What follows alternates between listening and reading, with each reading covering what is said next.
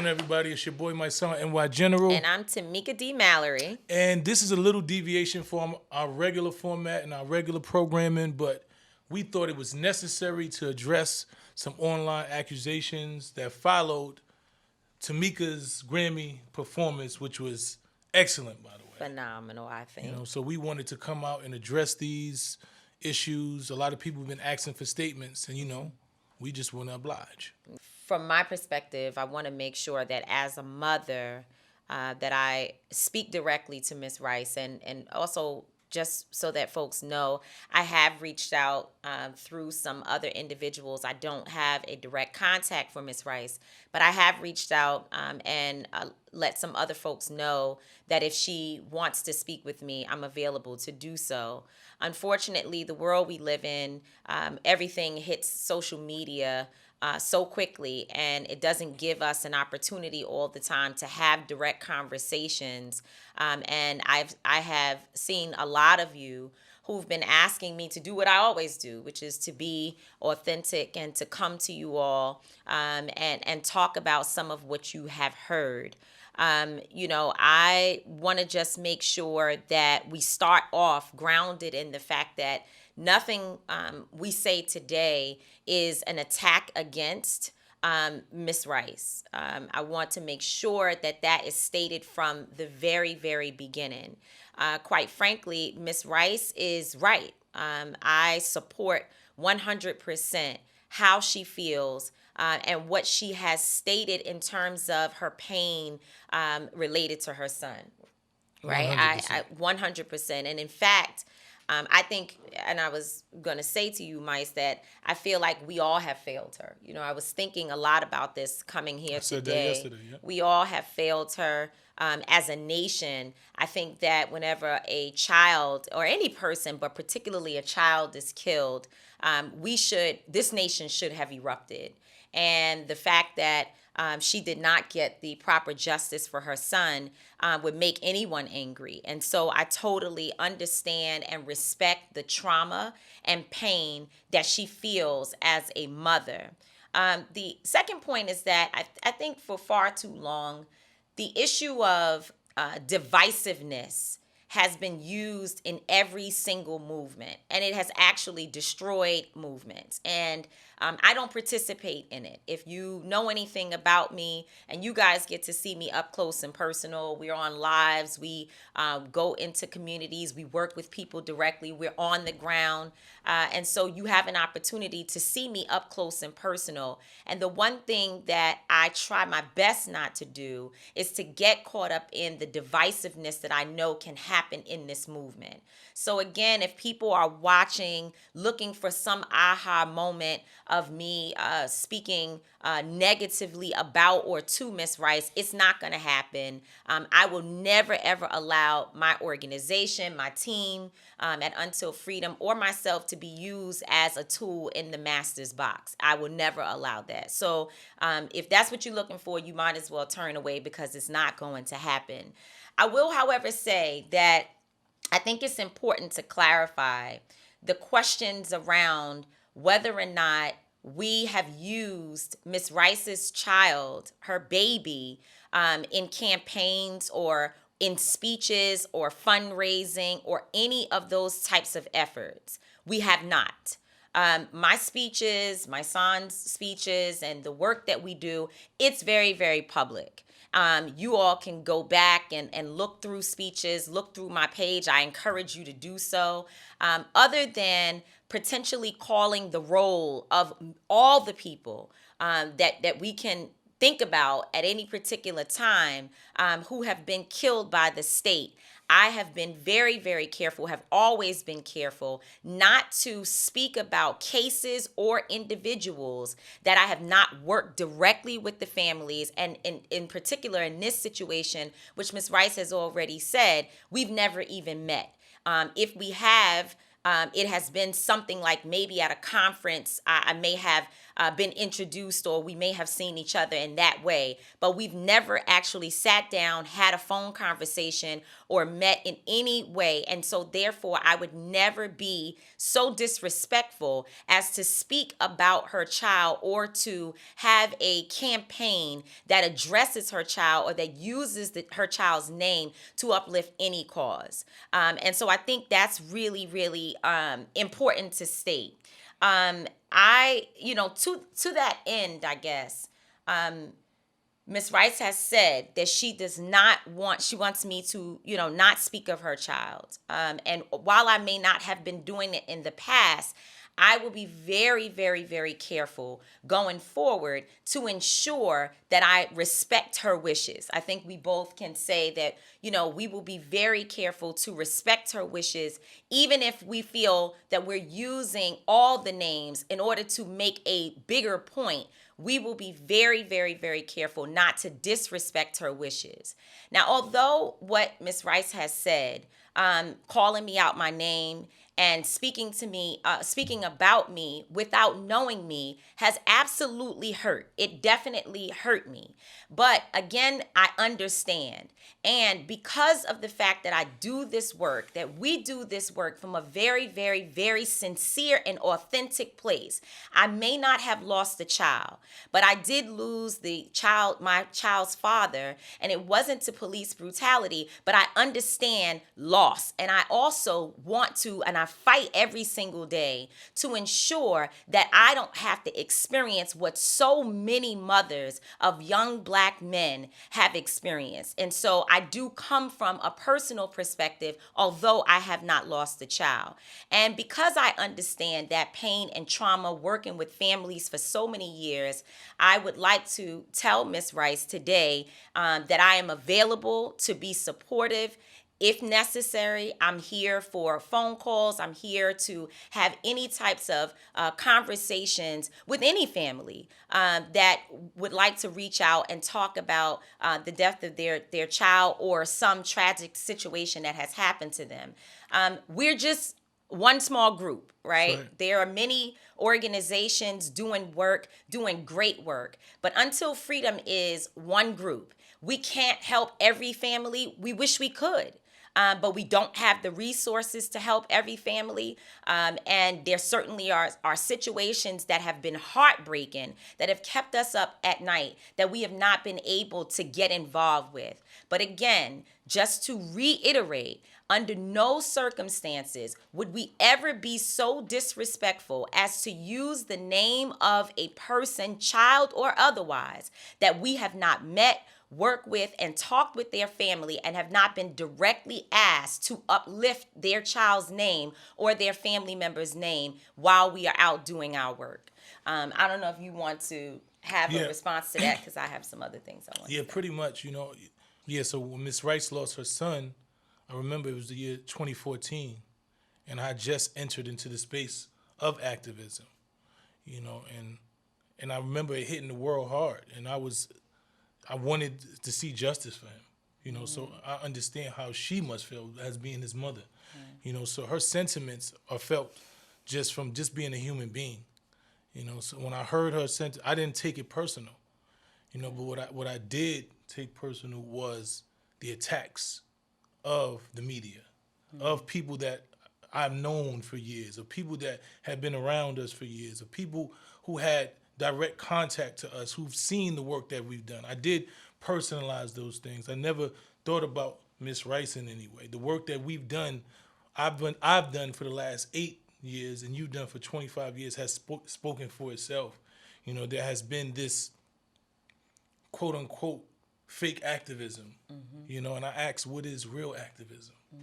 If going out, standing by families who have asked you to stand with them, uplifting the voices of the people who have lost their lives, standing in communities and taking guns out of hands of kids who are killing each other, going in communities, starting programs and organizing in different communities to bring peace treaties. If that's not real activism, then what is real activism?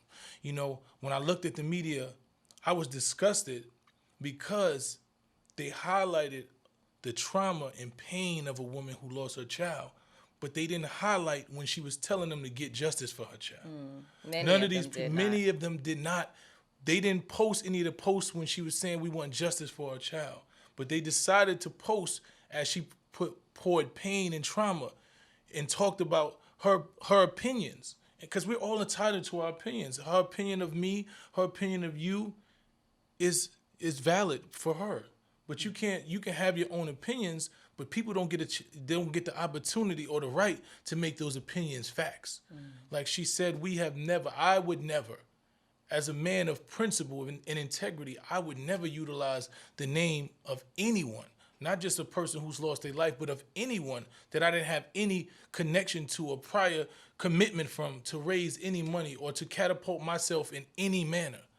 I live my life on the level of integrity, and those things actually bothered me, and they were coming from people that I actually knew, who've been attacking us for way before that, and they utilized this moment.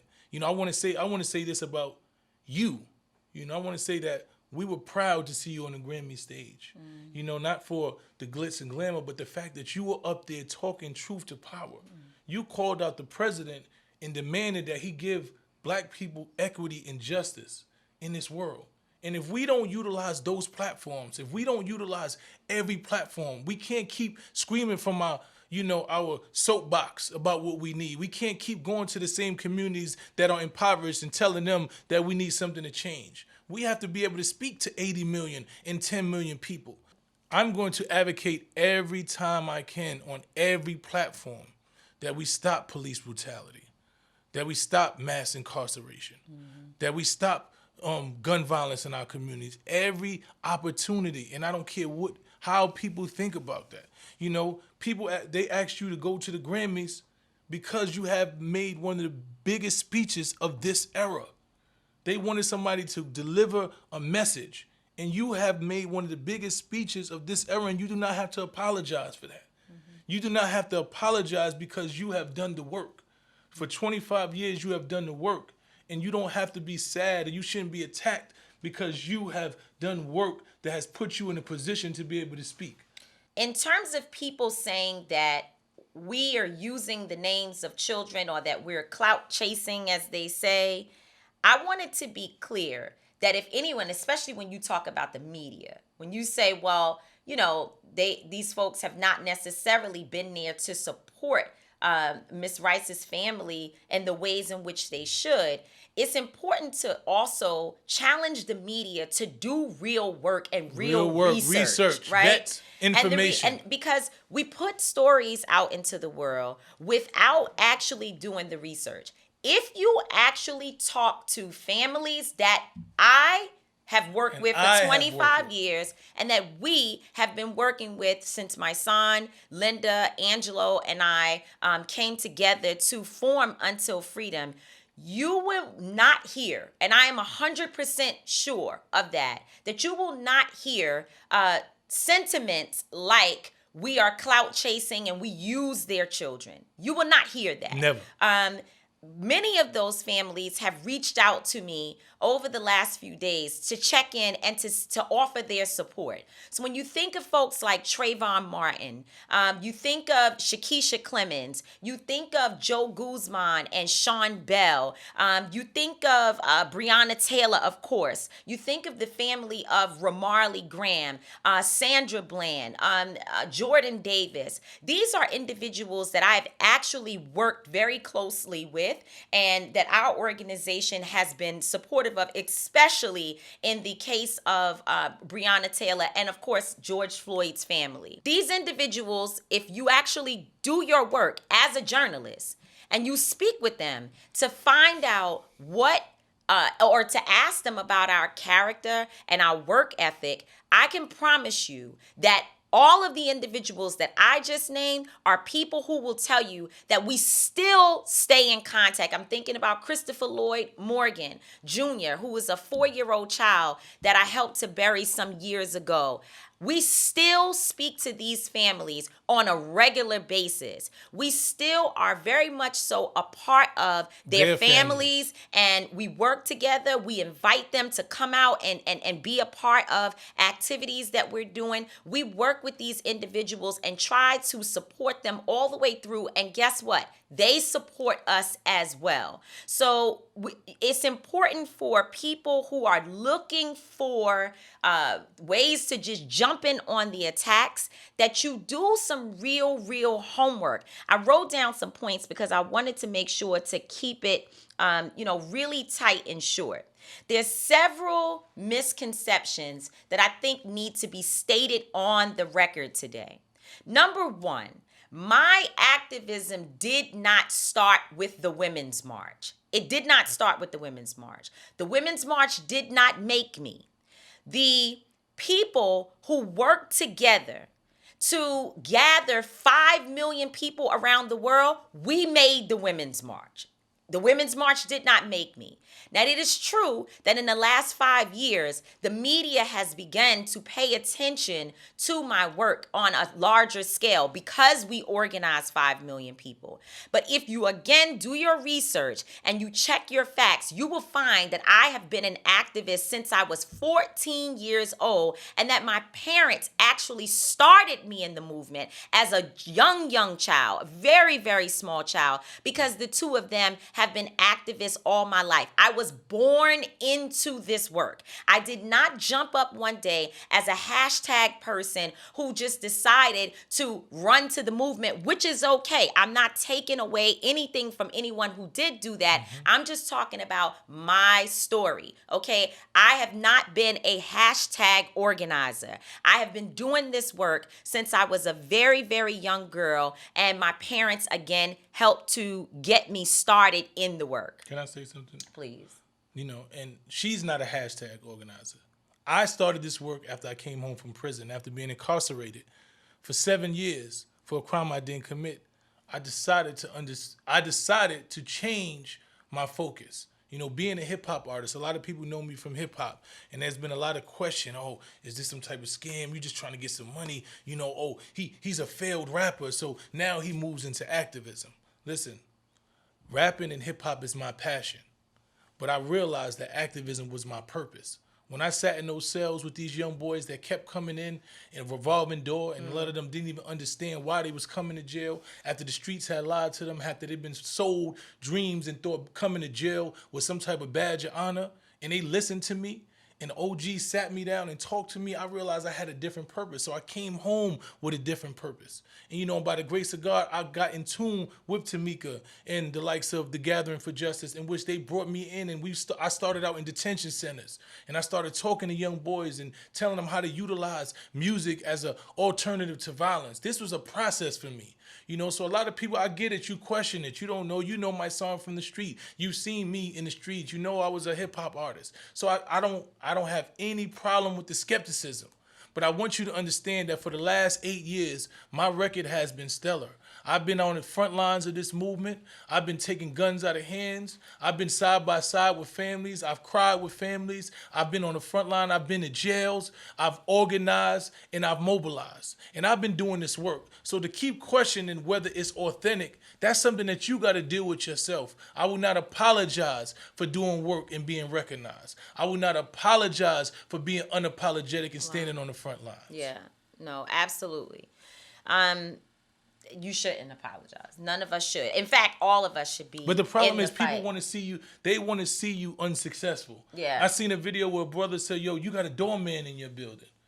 So I'm not supposed to have a doorman. I had a doorman in my building before I started doing activism. Yeah. But you want to make it seem like we taking money from somebody. People hate to see that you have some level of success. Yeah. I say all the time, I don't want donations. People who invest in our organizations are investors because they see the work that we're doing. Yeah. I don't want you to think that you pitying us or we're not grifters, this quote unquote word, a grifter. What the hell is a grifter? I'm going to point number 2 because we have to wrap this up and get into our regular show.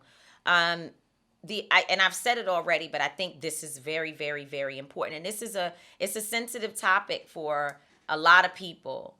Our organization, we say this every other week, but sometimes people seem to miss it. And maybe today, now that most folks are listening, they can actually hear and understand. Our organization is called Until Freedom. Until freedom. Our organization is called Until Freedom. Until freedom. We are not part of the Black Lives Matter organization. At all. We are not part of the Black Lives Matter organization. We all believe that Black Lives Matter, and you probably have heard all of us saying Black Lives Matter. I think that is a statement, a mantra that is really hailed from the highest part of the land, and it's beautiful. It's beautiful that three sisters came up with such an important way to frame our movement. But there is a such thing as the Black Lives Matter organization, and we at Until Freedom are not part of it. We are not engaged in the finances of Black Lives Matter. We are not on the board. We're not a part of the administration. We are not funded by Black Lives Matter. We are not in any way affiliated with the business of Black Lives Matter. Now, I personally know the founders, and I also know very well Patrice Cullors, who is the current leader of Black Lives Matter, and I love them all. So this is not about trying to separate ourselves in any way, in a disrespectful way, but it is important to have clarity about who we are and where and where we operate from and what our organization does. It's very, very important, because once we start to gather and loop and put everyone together, we lose the clarity among who is actually in which positions and what folks are actually doing. The next point is that, I've heard this comment, and I can tell that a lot of people don't necessarily understand the highway, if you will, of activism and of the movement, right? Please explain. And the fact that there are actual lanes that people are in, things that folks specialize in. Until Freedom's job on this highway, our lane, is to motivate, mobilize, and educate people on issues, on cases and things that's happening in the movement space, right? That's our job. So we create a climate by keeping the streets hot, by organizing people, by training people, that really allows our friends and associates and other people that we work with who do policy work, it gives them the fuel that they need to go get laws passed, right? And so we've been involved in a number of those things. In New York, we have helped to change the issue of unarmed individuals being killed by police or being shot by police, to, instead of it being an issue that is handled by the same prosecutors who work with police all the time, we have been able to push for legislation that was actually passed where there is now a special prosecutor. We also have been a part of efforts to raise and to secure from the city of New York $40 million, and it's now more than $40 million for anti-violence programs. And again, that is from the mobilizing efforts. Now, I'm not a politician, but I'm extremely politically savvy. And so therefore, you will see us at times moving in and out of spaces. But in terms of our day-to-day work, our job is mobilization. And education. That's what we do. We train people and we do mobilization. We also are very much so involved in getting Breonna's Law passed across the country in different cities, which is a ban on no-knock warrants. It's being led locally in Kentucky by Representative Attica Scott and also Keturah Haran, who is an organizer on the ground. Until Freedom helps to create an environment where the two of them and others are able to go into the halls of the legislature and get the actual policy in place. I have seen people on my page and people who have texted and called who really are concerned. They're really trying to understand. One, because they want the language that they can use to talk to family members, friends, and others, naysayers, because they believe in us. And so that is why we sat down today to be able to discuss and dispel some of these things that are being stated that just sort of catch like wildfire without people actually doing real work and real research. And we do feel that we have to and we should be transparent and accountable to the community. We do ask for your investments. But I will say this to get to your other point, and I'm done after And then I just this. want to say one more thing after that. Okay. I will say this just to get to the last point in terms of the Grammys.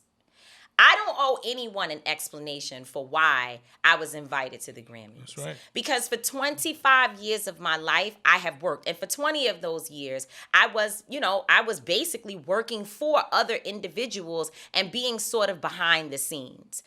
The fact that I made it to the Grammy stage or was invited to be. I didn't call the Grammys. I didn't call Little Baby, who I appreciate so much for including me, and Fatima Robinson and Jesse Collins and others. I did not call them. They called me, and they called me because for 25 years of my life, I have been on the ground doing the work of in communities, and they know that, and that's why I was invited there. I've heard people say that somehow I'm canceled. You cannot cancel what God has called. And the reason why I know I have been called is because there have been so many attempts to destroy me, to discredit my work, and to try to move me out of the way. And I'll be honest with you, that when situations like this happen, I don't always feel like getting up and getting back in the fight. But every single time that I begin to feel weary, God comes and instills in me and puts in me and motivates me to get back in the fight. We all get tired sometimes. We all get beat down sometimes. But every single time that I think, you know what, I can't do it anymore. I'm pretty smart. I could go work anywhere. But for whatever reason, God continues to elevate me and to put me in position within the work that I am currently doing. And I know again that I have been chosen to do this work and that I have no choice but to do this work because every single time that the naysayers get together and that people try to take me out,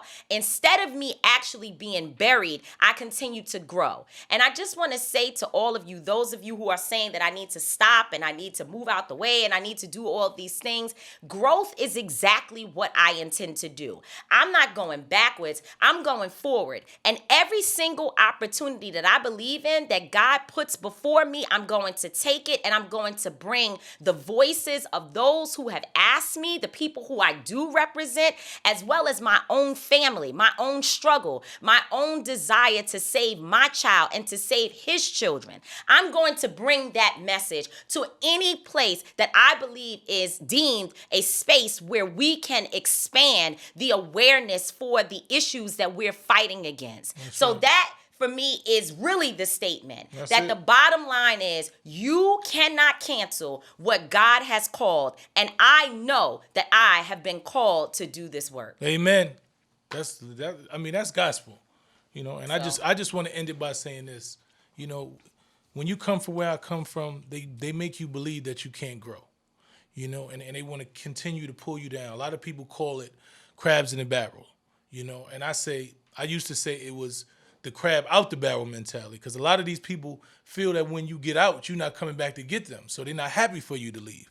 But what happens when somebody who's actually getting out and they coming back to help?